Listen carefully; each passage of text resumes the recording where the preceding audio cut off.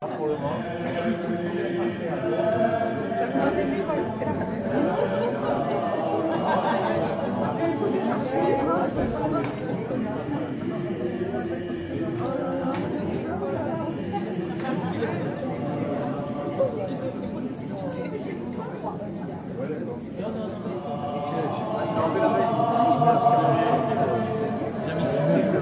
m'y suis pris à 2 fois pour enlever la veille. J'ai enlevé l'économie d'énergie et après, j'avais pas vu qu'il y avait une mise en veille. Merci à vous. Bien, merci à tous de prendre place. Et on va écouter maintenant Philippe Guillemant, donc, que Alain vous a présenté tout à l'heure. Je pense que c'est inutile d'en rajouter. Vous savez tout ce qui est Philippe, ingénieur de recherche, physicien, auteur de plusieurs livres, dont un que je suis très heureux d'avoir fait avec lui, La physique de la conscience. Et Philippe va nous parler des dimensions vibratoires de la conscience.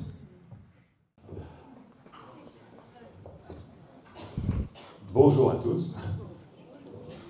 Je suis très honoré devant autant de fidélité. Et puis je suis très heureux de venir au Villard à chaque fois. C'est un plaisir de retrouver les amis, de retrouver Jocelyn. Bon, les dimensions vibratoires de la conscience, vraiment. Tu m'avais pas parlé d'alchimie au départ? Bon, de toute façon, ça revient au même. Il s'agit de parler de magie. L'alchimie, c'est la magie, non? C'est ça? La magie de la conscience, la magie de la vie, la magie de l'espace-temps. Et quand je dis magie, je l'entends au sens de science pas encore comprise. En réalité, la science aujourd'hui est capable de nous donner suffisamment d'éléments pour que nous puissions comprendre cette magie. Encore faut-il effectivement l'interpréter d'une certaine manière et sortir des formatages, accepter de transgresser les dogmes, etc. Et si je le fais aussi facilement, c'est parce que je suis au départ un mécanicien, non pas un mécanicien automobile, mais quelqu'un qui a étudié la mécanique de fond en comble et qui adore faire des calculs. Donc au départ, c'était les équations, mais les équations ne sont pas des calculs. Hein. Les équations, on peut les considérer comme des modèles. Et pour vérifier les modèles, il faut faire des calculs.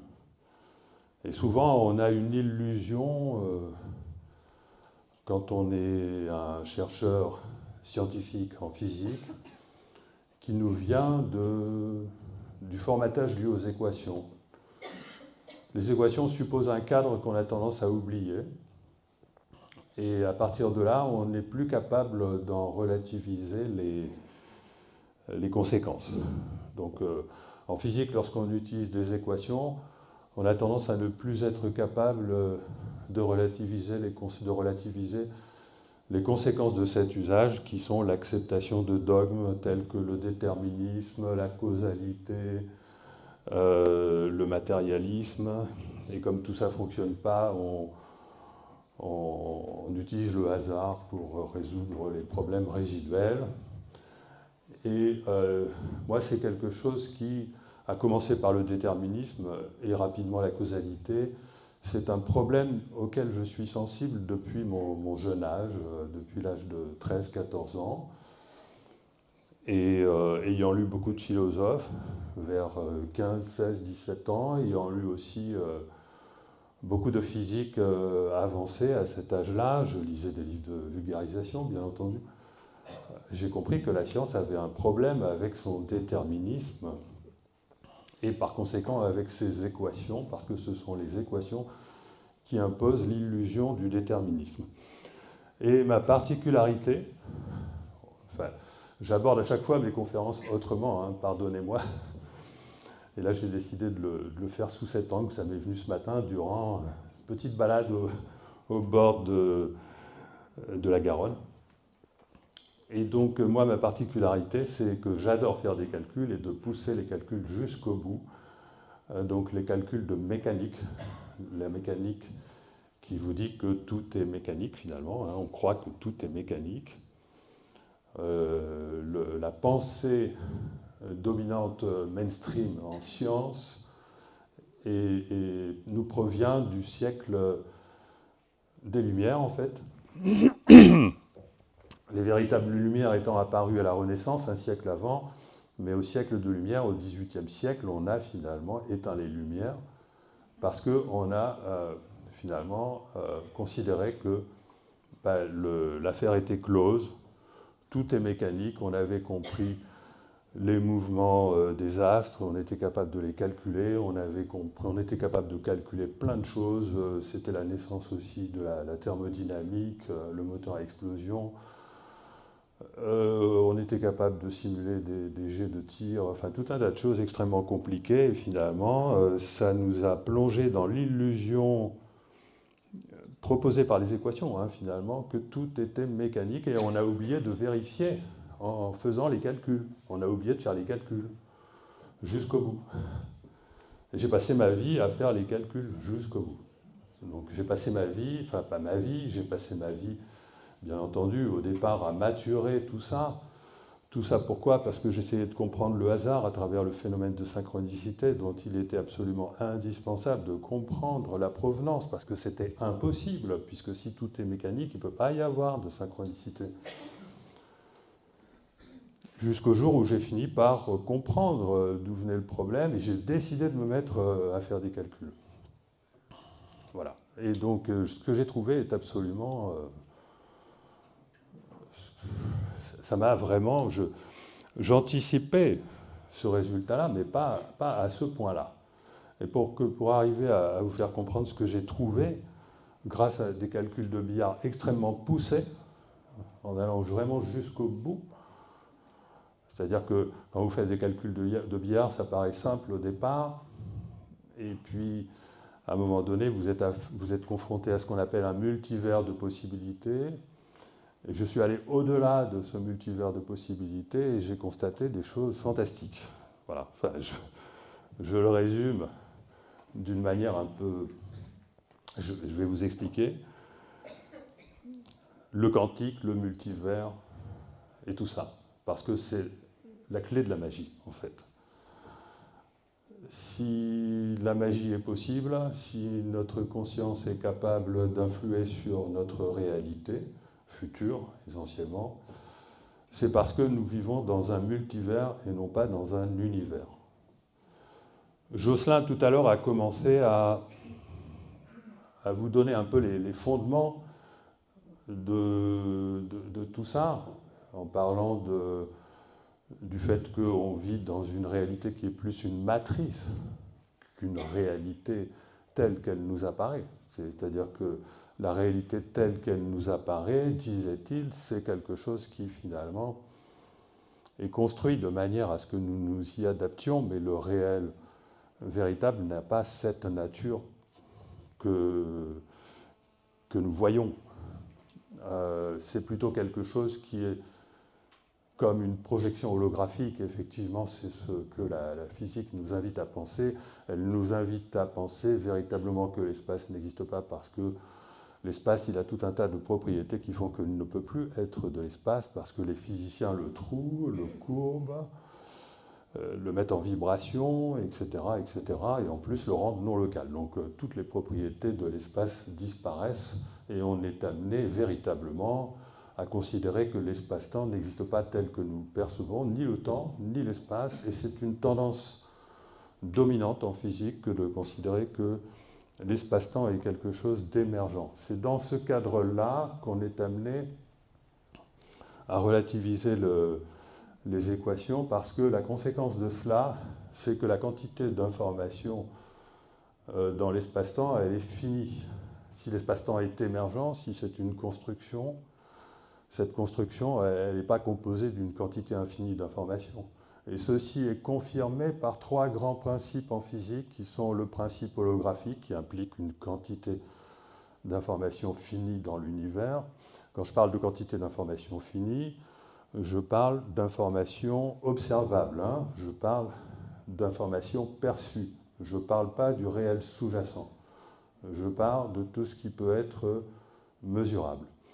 Et donc à l'échelle cosmologique, on a ce principe-là qui limite la quantité d'informations. De même, à l'échelle quantique, donc là, cette fois-ci, au contraire, dans l'infiniment petit, on a un principe qui limite la quantité d'informations, qui est le principe d'indétermination d'Heisenberg. Et aussi, à notre échelle, on a vérifié un principe qui limite la quantité d'informations parce qu'il relie l'information à l'énergie. C'est le principe de Lander.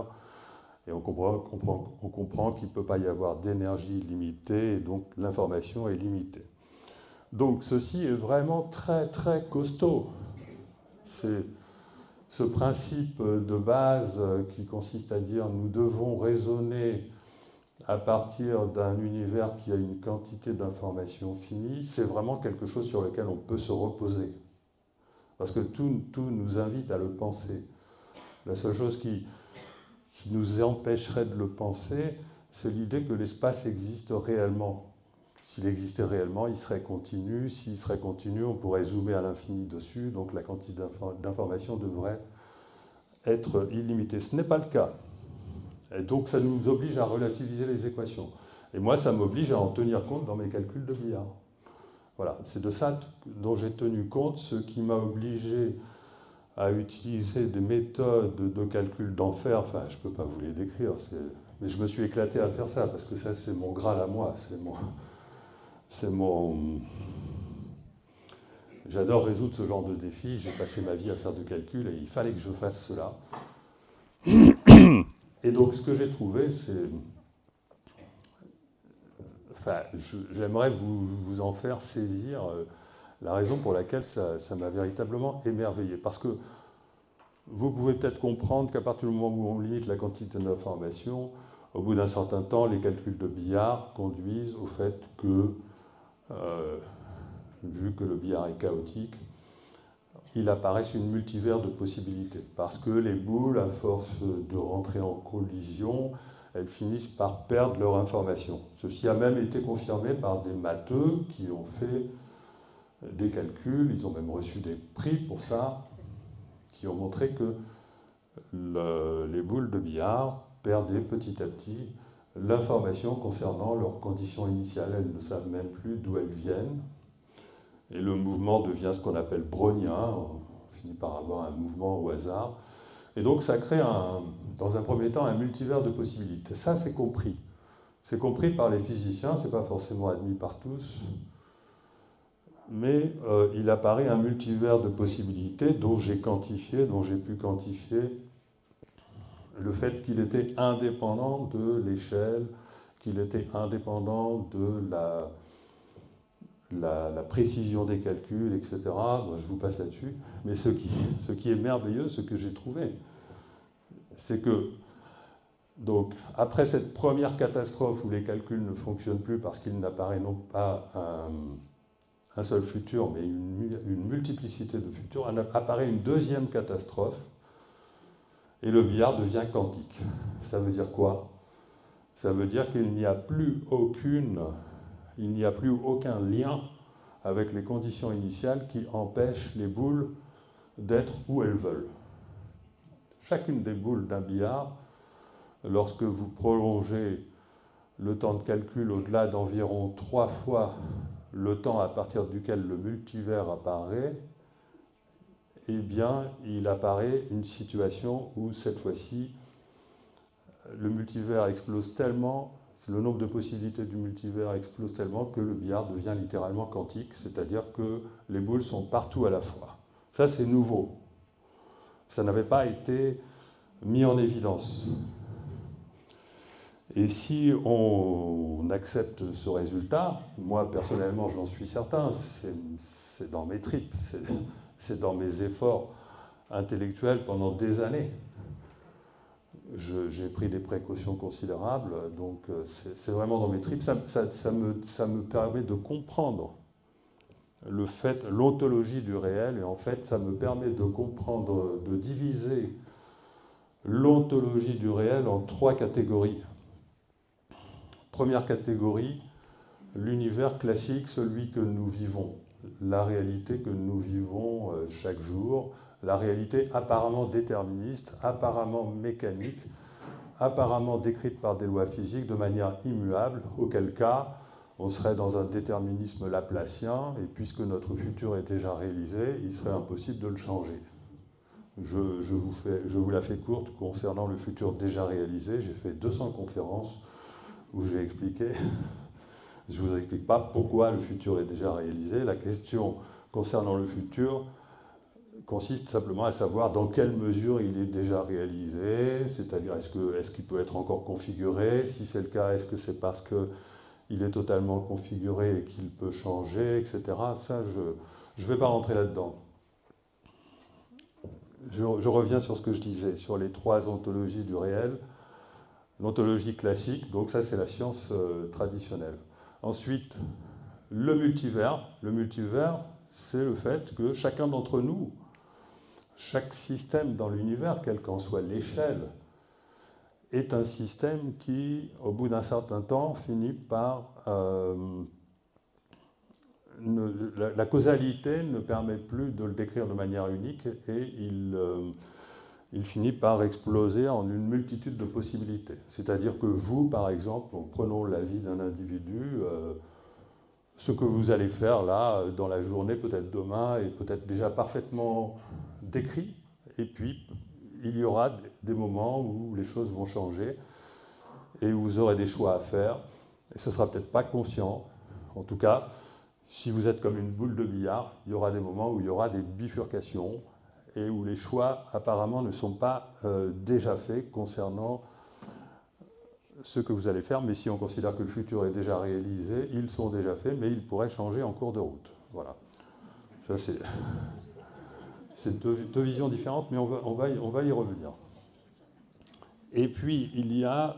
donc ce multivers, il est admis par les physiciens. On l'observe à toutes les échelles. Ça a commencé par le multivers quantique il y a plus de 50 ans. Ensuite, le multivers de la théorie des cordes, le multivers des bébés univers, etc. Aujourd'hui, les physiciens sont aux prises avec ce problème de multiplicité du réel, au point que certains physiciens considèrent que la nature du réel sous-jacent est d'être multiple. Et puis, il y a l'ontologie quantique, où là, ce qui se passe, c'est que l'espace-temps n'est même pas encore construit pour pouvoir parler de multivers. Parce que lorsqu'on parle de multivers, on parle d'une multiplicité de lignes de temps. On parle d'une multiplicité de trajectoires d'une personne dans l'espace, des possibles. On ne parle pas de quantique. Mais si on passe en mode quantique, si on peut dire, là, il n'y a même plus d'espace ni de temps. Il n'y a même plus de trajectoire. Il n'y a plus que des potentialités, mais qui ne sont pas accrochées au réel. Vous voyez ? Il y a des potentialités qui sont comme dans vos rêves. Bon, alors je vais essayer de...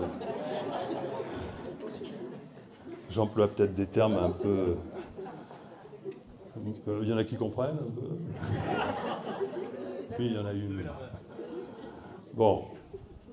Alors, voilà. Donc, c'est parce que j'essaye d'expliquer, malheureusement. Alors, je vais vous la faire courte et je vais vous donner ma vision du futur. Ça va ? Ok ?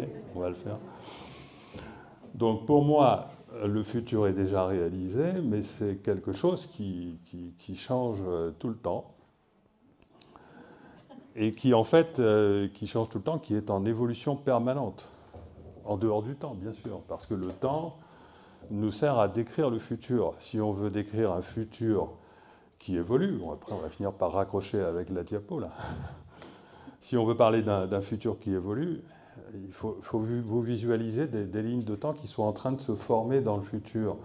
Mais en fait, il y a un véritable multivers de possibilités. Donc, alors, je vous donne l'astuce. Imaginez un immense entonnoir, d'accord ? Imaginez que le temps, c'est comme un sablier, et que dans le futur, vous mettez un tas de trucs. Bon, ce sont vos pensées. Je vous expliquerai pourquoi ce sont vos pensées, vos intentions, vos émotions, etc. Tout ça, ça tourbillonne, et ça cherche à rentrer dans la réalité, ça cherche à se manifester, mais ça ne peut pas rentrer dans la réalité du présent avant d'être déjà construit. Donc, qu'est-ce que ça fait? Qu'est-ce que font ses pensées, ses rêves, ses intentions, ses désirs, tout ce que vous voulez? Ça crée des archétypes, et ces archétypes essayent d'entrer dans la réalité. Mais ça n'entre pas tout de suite dans la réalité. Il faut d'abord, dans la réalité du présent, il faut d'abord que ça rentre dans une réalité du futur qui soit prête elle-même à rentrer dans le présent. Bon, quand même. Donc il faut que c'est... Mais c'est vachement important. Alors écoutez-moi bien.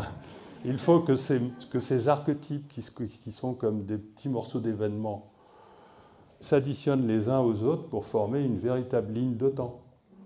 D'accord? Donc dans un premier temps, il y a tous les possibles, ça c'est le quantique. L'espace-temps n'est pas encore construit.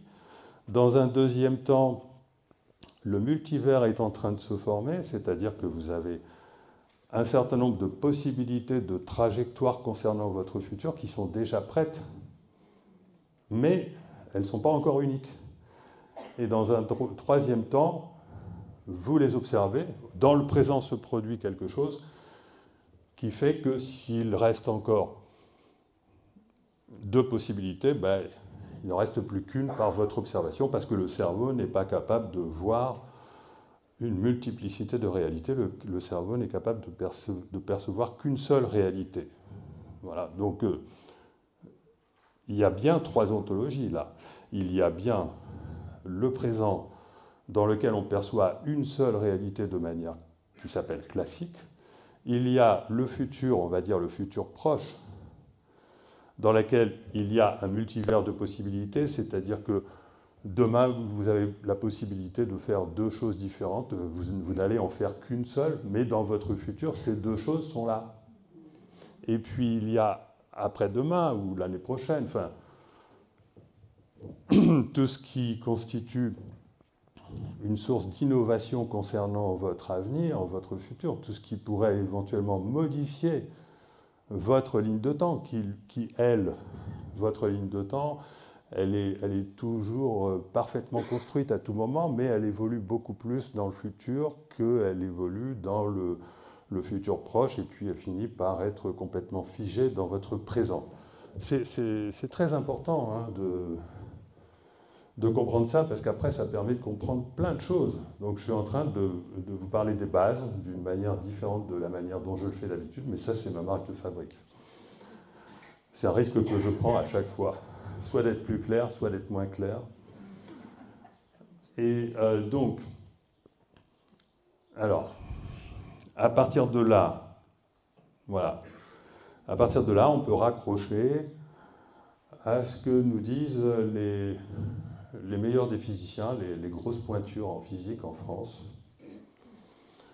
Et notamment, je pense à Alain Cohn et à Hervé Zwirn. Et je pense notamment à une vidéo, pour ceux qui me suivent sur mes réseaux, que vous allez retrouver facilement, qui s'appelle « C'est écrit sur une feuille de papier ». Voilà, donc je vous ai donné une base théorique, et maintenant on va rentrer dans quelque chose d'assez bluffant, de merveilleux même. Hervé Zwirn, donc Jocelyn en a parlé tout à l'heure, c'est un physicien qui considère que, donc l'auteur du fameux solipsisme convivial, qui est mal nommé, qui considère que nous vivons dans une réalité collective qui est construite à partir de toutes nos bulles de réalité individuelle. C'est-à-dire que la réalité que nous vivons est une réalité qui est la somme de toutes nos réalités individuelles. Et il y a une contrainte qui nous impose que nous vivions tous la même réalité.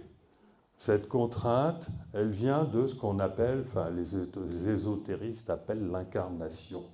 Cette contrainte ne vient pas du fait que les consciences se réunissent pour dire on va créer tous la même réalité, puisque comme une conscience sans contrainte, elle est libre, ça ne marcherait pas. Cette contrainte, elle vient du fait que nous sommes incarnés dans une matrice par l'intermédiaire de nos cerveaux. D'accord ? Donc, et on peut considérer que l'espace-temps, qui est cette grosse bulle de réalité collective, c'est une matrice. Et cette matrice, elle a comme caractéristique le fait qu'elle impose le fait que nous soyons tous en train de créer la même réalité. C'est-à-dire que nous conservons la liberté de créer notre réalité sous la contrainte que tout le monde soit d'accord, sous la contrainte consensuelle. Et la conséquence de cela, en disant que c'est son hypothèse de travail, c'est qu'il dispose d'un modèle qui permet de faire la meilleure interprétation qui soit du problème fondamental de la mécanique quantique qu'on appelle le problème de la mesure. Vous avez tous entendu parler du quantique, hein, au point que le quantique est devenu un mot qu'on utilise en public pour parler de tout et n'importe quoi. Enfin, tout ce qui est magique, tout ce qui a trait à la conscience, c'est quantique. Bon, c'est un abus, mais bon, de toute façon, il est largement consommé, cet abus, on est obligé de s'y adapter.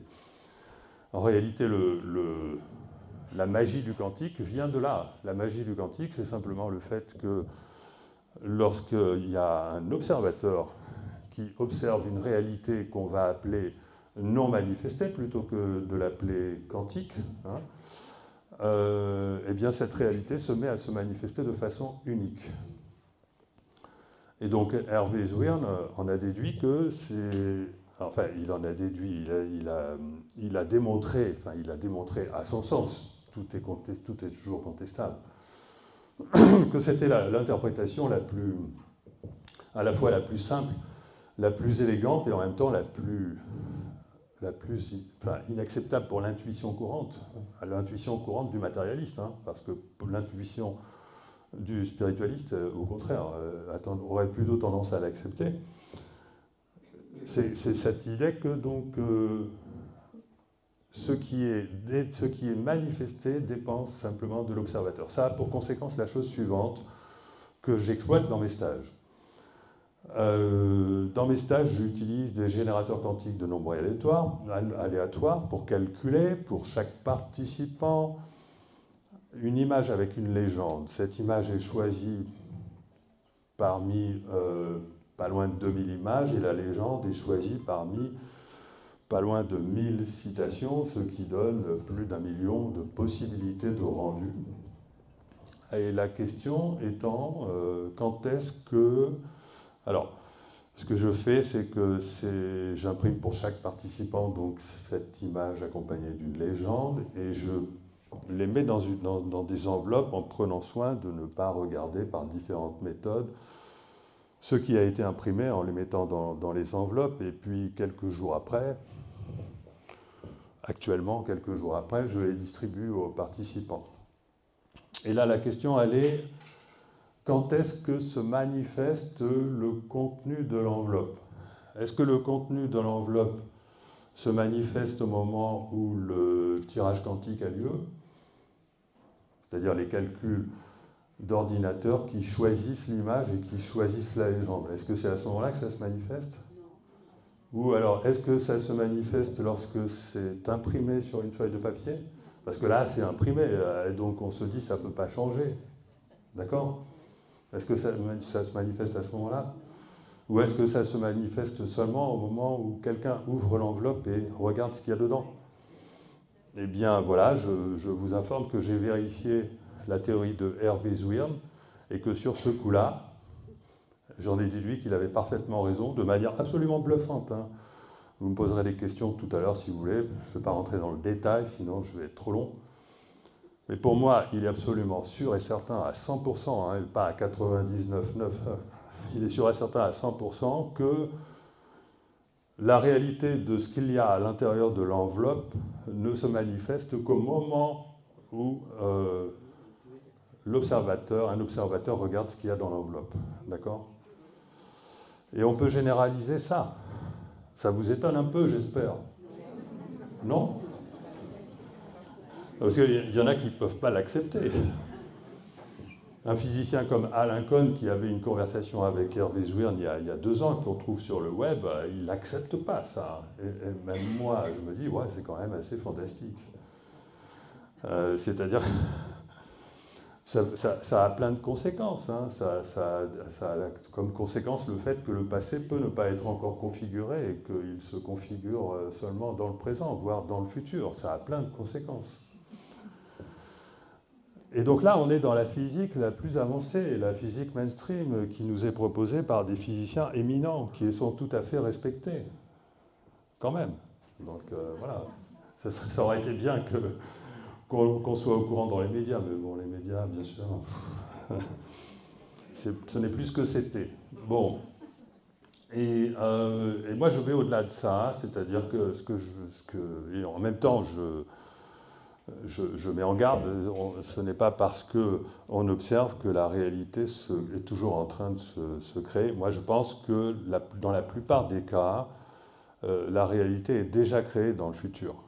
D'accord ? Dans la plupart des cas.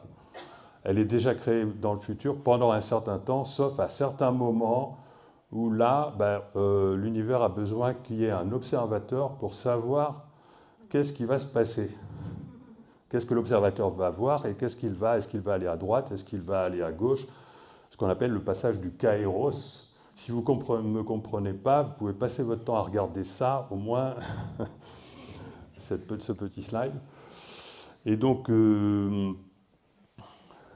je vous disais que ce n'est pas tout le temps parce qu'on est en train d'observer que... Enfin, la réalité n'a pas besoin qu'on soit tout le temps en train d'observer. Et dans la très très grande majorité des cas, ce que nous allons vivre est déjà construit dans le futur proche, mais pas dans le futur lointain. Il y a des bifurcations. Imaginez un arbre de vie. Un arbre, il y a des branches et puis il y a des bifurcations. Et notre futur, vous pouvez l'imaginer dans le court terme de cette manière-là. Et puis au-delà de ça, le quantique, voilà, tous les possibles. Eh bien, si vous voulez comprendre la magie de la vie, il suffit juste d'aller un petit peu au-delà de ça. Alors, imaginez maintenant que vous receviez dans votre boîte aux lettres une enveloppe qui contient le résultat d'un examen. D'accord ? Quand est-ce que se manifeste, même si, cette fois-ci, cette lettre, mettons, a été rédigée par un de vos professeurs, mettons que vous êtes jeune, ou c'est pas grave, même, on peut faire une formation même quand on est plus vieux, hein, et donc l'observateur c'est le professeur, il a écrit sa lettre, donc là c'est bon, c'est plus possible d'en changer, on est d'accord. Et donc a priori, lorsqu'on ouvre la lettre qui se trouve dans la boîte aux lettres, eh bien on devrait trouver un résultat qui est déjà là et qu'on ne peut pas changer quoi qu'il arrive. Oui, mais ça oublie le fait que nous vivons dans un multivers. Et que dans un multivers, il y a plusieurs professeurs simultanés.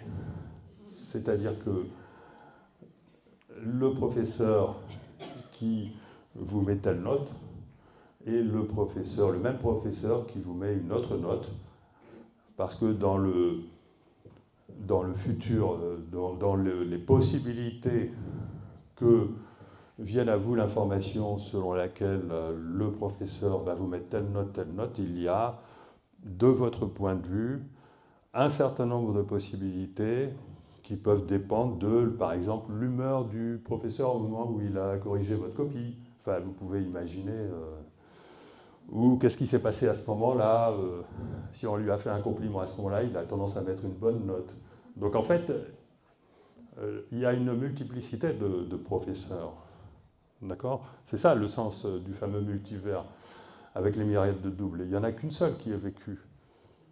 D'accord ? Et alors vous allez me dire, oui, mais il y a quand même un problème, c'est que nous vivons dans une réalité collective et le professeur auquel j'ai affaire, c'est un professeur qui va bien se souvenir, qui va se souvenir de ce qu'il a fait. Mais imaginez qu'il ne se souvienne pas vraiment de ce qu'il a fait, c'est-à-dire que vous êtes pour lui une personne qui, bon voilà, il a vite corrigé ses copies, il se souvient à peine de vous, peut-être qu'un mois après, il vous aura complètement oublié. Donc le fait qu'il vous donne telle note ou telle autre note ne va en rien avoir une incidence sur sa vie à lui, et donc ça ne va pas modifier la réalité collective. C'est-à-dire que le fait qu'il vous ait mis telle note ou telle autre note pourrait très bien ne rien modifier dans l'univers autre que vous, l'impact que ça a sur vous. Auquel cas, puisque lorsque vous recevez la lettre, ce professeur, lui, il a déjà oublié ce qu'il avait écrit dessus. D'accord ? Auquel cas, ça veut dire que ce que vous allez lire sur cette lettre, ça dépend de vous. Ça se met à dépendre de vous. Alors, il peut y avoir, par exemple, le cas où, alors si, par exemple, ce professeur a une mauvaise opinion de vous parce que vous êtes énervé devant lui à un moment donné, lui, il va conserver un souvenir de ça, et donc là, vous n'allez pas échapper à la mauvaise note et au fait que, donc là, vous allez être refusé à votre examen. Je suis en train de vous faire part de réflexion, hein. Je ne suis pas en train de vous dire, je suis en train de dire la vérité, je suis en train d'essayer de vous ouvrir l'esprit à différentes choses. C'est dans mon imaginaire, hein. On n'est pas dans la science, mais c'est rattaché quand même à des réflexions importantes, philosophiquement fondamentales. Et bien donc, voilà, et donc ça peut aussi dépendre de l'idée que vous faites de ce professeur, du coup, puisque c'est l'idée que vous faites de ce professeur a forcément, chez ce professeur, un impact qui consiste en l'idée qu'il se fait de vous, etc. Donc, en fait, en réalité, qu'est-ce qui se passe si vraiment il vous a oublié? Il se passe que, en fait, c'est de ce que Jocelyn disait tout à l'heure.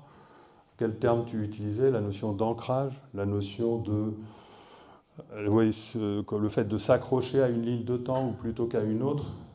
Tout va dépendre de la ligne de temps à laquelle vous vous accrochez. Si vous vous accrochez à une ligne de temps dans laquelle vous avez peur d'avoir une mauvaise nouvelle, eh bien, vous risquez de provoquer le fait que vous allez rater votre examen, simplement. Et si par contre, vous n'avez pas peur et que vous êtes dans la confiance, etc., ça veut dire que vous vous accrochez à une ligne de temps future où vous avez réussi votre examen, et donc ça veut dire que la lettre que vous allez ouvrir, va contenir un résultat d'examen qui finalement va dépendre de la manière dont vous vous projetez dans votre futur.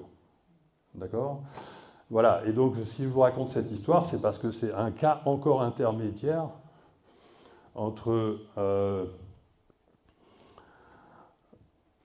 qui est juste un peu particulier, parce que là j'ai voulu faire un peu une transition entre l'histoire de l'image et la légende écrite sur une feuille de papier, et le phénomène de synchronicité en général. Parce que là, il n'y a pas de phénomène de synchronicité. Il y a juste le fait que vous êtes en train, sans le savoir, de vivre un résultat d'examen dont vous n'êtes pas au courant que finalement c'est vous qui l'avez provoqué. Ce n'est pas le cas dans tous les cas, bien sûr. Vous pourriez aussi l'avoir provoqué parce que vous êtes engueulé avec le professeur ou n'importe quoi. Bon. Et donc ça, c'est quand même un cas assez général, parce qu'on peut généraliser cette histoire de lettres à beaucoup d'autres événements.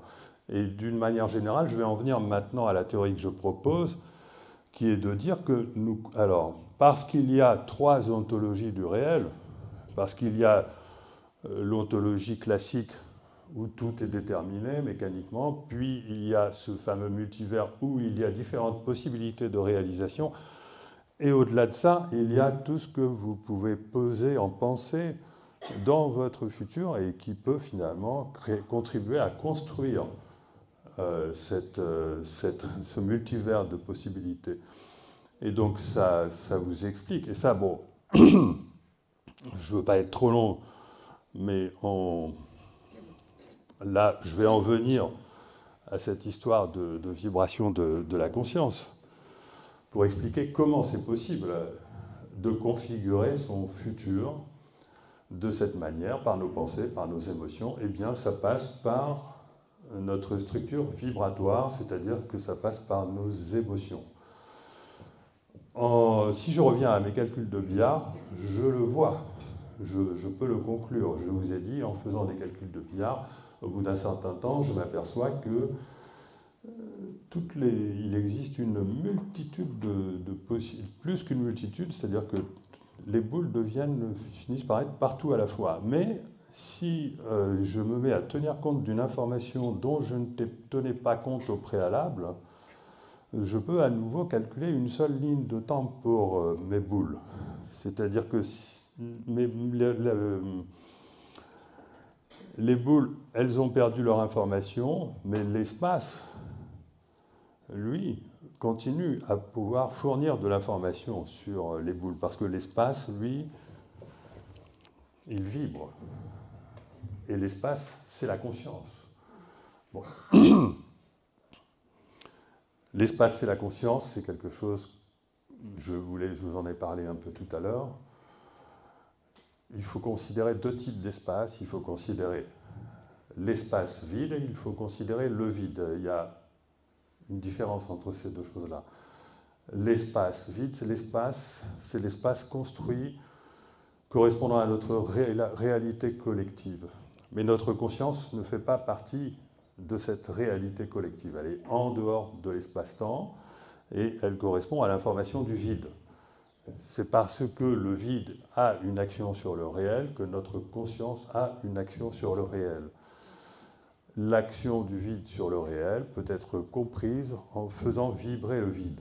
C'est-à-dire que si au lieu d'utiliser des particules virtuelles, comme le font les physiciens, pour décrire l'information du vide, on utilise des informations vibratoires, ce qui revient au même, mais il est plus juste d'utiliser des informations vibratoires parce que les particules virtuelles supposent, pour être décrites, l'existence du temps, et à cette échelle-là du vide, il n'existe pas de temps. Le temps est un phénomène émergent, tout comme l'espace.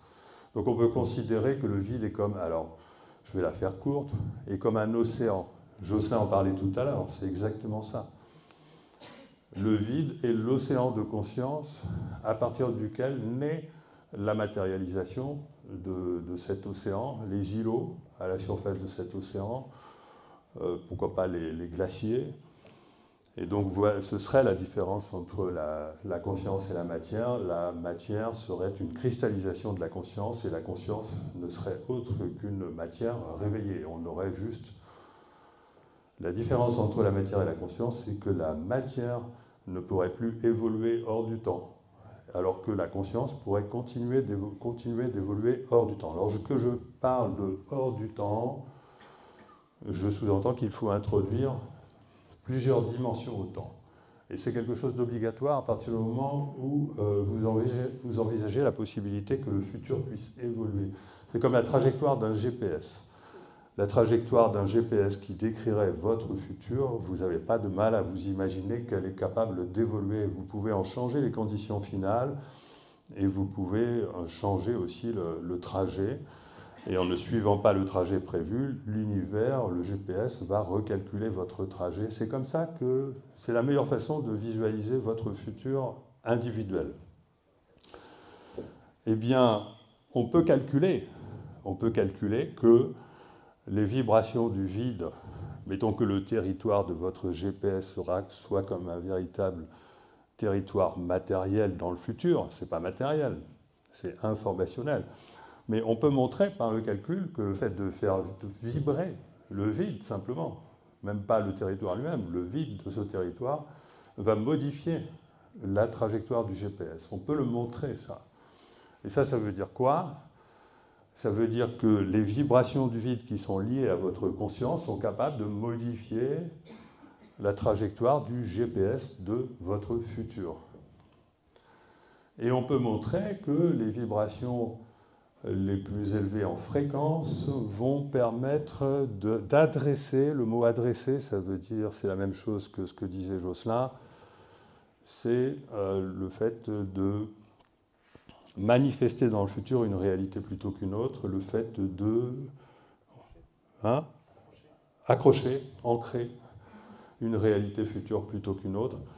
On peut montrer que plus la fréquence de ces vibrations est élevée et plus le nombre de futurs adressables, accrochables, est élevé, et ceci dans une proportion très importante. et montrer que si on considère que les émotions négatives correspondraient à des fréquences plus basses, on peut montrer que ça nous priverait de libre arbitre. C'est-à-dire que le libre arbitre serait lié, on peut montrer par le calcul, que la quantité de possibilités que vous avez de mener de votre vie dans le futur va dépendre de ce que certains appellent votre taux vibratoire. Plus votre taux vibratoire est élevé, c'est-à-dire plus la fréquence de votre structure vibratoire est élevée, plus vous allez adresser, accrocher, ancrer une quantité très importante de futurs possibles, alors que si elle est basse, eh bien là, vous risquez de même perdre totalement votre libre arbitre. Ça peut aller jusque-là. Et donc, je ne sais pas combien de temps j'ai parlé, je vais m'acheminer petit à petit vers la conclusion, mais non sans avoir expliqué d'une autre manière le phénomène de synchronicité. Donc, vous voyez, vous avez compris, c'est essentiellement là-dessus que j'ai voulu insister, que votre futur est en train de se construire bien avant que vous l'ayez atteint, en fonction de vos états de conscience. Moi, c'est quelque chose que j'ai expérimenté dans ma vie. Devenir un magicien, c'est simplement maîtriser ce genre de choses. Et voilà. Et donc, qu'est-ce qui se passe dans votre futur? Vous avez un futur actuel, ce futur actuel est susceptible de changer, mais le changement se fait de la manière suivante. Lorsque vous accrochez, lorsque vous ancrez, lorsque vous adressez un nouveau futur potentiel par vos pensées portées par la vibration de vos émotions, c'est-à-dire la structure vibratoire de votre conscience, tout ce que vous pensez, tout ce que vous désirez, tout ce que vous intentionnez, eh bien, si cela se porte sur un futur bien précis, qui est suffisant, pas juste vouloir vivre la joie dans son futur, mais si vous arrivez à adresser un futur bien précis, ce futur prend toute l'énergie de votre conscience et il va chercher à se brancher sur votre ligne de temps actuelle, et ça va se traduire par l'augmentation de la probabilité de hasard qui vont vous permettre de bifurquer vers ce nouveau futur. C'est-à-dire qu'en l'absence d'énergie apportée à ce nouveau futur, le hasard... Il n'y aurait pas de phénomène étrange à une bifurcation, il ne se passerait rien d'extraordinaire, mais le fait que vous donnez de l'énergie va avoir tendance à créer un synchronisme, va avoir tendance à associer des événements qui habituellement ne le sont pas, de manière finalement à vous réveiller et vous faire prendre conscience que là, attention, vous êtes en train de recevoir une information qui provient de votre futur et qui vous incite à bifurquer pour réaliser finalement votre rêve. Alors je le dis de manière extrêmement simplifiée. Ce phénomène explique la synchronicité, ça explique aussi les coïncidences en général dont on ne comprend pas nécessairement le sens. Ça permet de comprendre le fameux temps kairos des Grecs, qui s'appelle le temps de l'opportunité. Le kairos,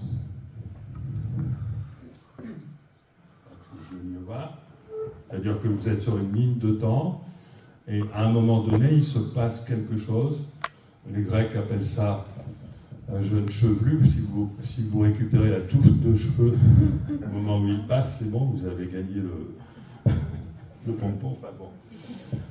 Et c'est-à-dire que les moments où, c'est comme dans le billard, les moments où dans une vie se présentent à vous des opportunités de changement, c'est seulement à certains moments et il faut saisir l'opportunité.